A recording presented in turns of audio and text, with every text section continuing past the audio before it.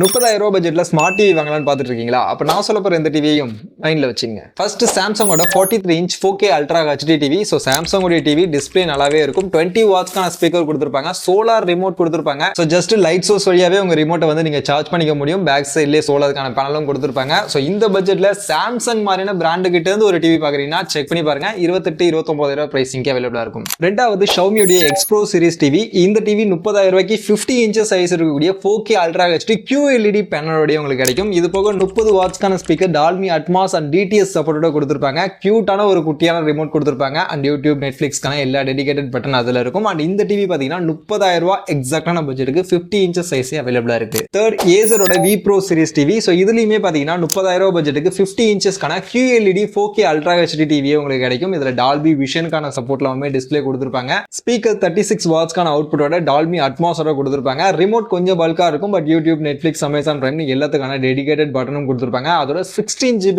Storage இந்த பட்ஜெட்ல இந்த டிவில கொடுத்துருப்பாங்க. ஓஎஸும் கூகுள் ஓஎஸ் தான் கொடுத்துருப்பாங்க. ஸோ அதனால இந்த 30,000 ரூபாய் பட்ஜெட்ல ஷவுமி, சாம்சங் வேணாம்னு நினைச்சீங்கன்னா இந்த ஏசருடைய V Pro சீரிஸை கூட ட்ரை பண்ணலாம். 30,000 ரூபாய்க்கு 50 இன்ச்சஸ் சைஸ் டிஸ்பிளே கிடைக்கும். மற்றபடி நான் சொன்ன இந்த 3 பெஸ்ட் டிவி இல்லாம இன்னும் சில பெஸ்ட் டிவிஸையும் விவ் ப்ராடக்ட்ல ஆட் பண்ணி வச்சிருக்கேன். என்ன செக் பண்ணி பாருங்க. நான் சொன்ன இந்த டிவில எந்த டிவி உங்களுக்கு மார்க்கெட்ல இப்ப பெஸ்டா படுது நீங்க கமெண்ட்ல வந்து சொல்லுங்க.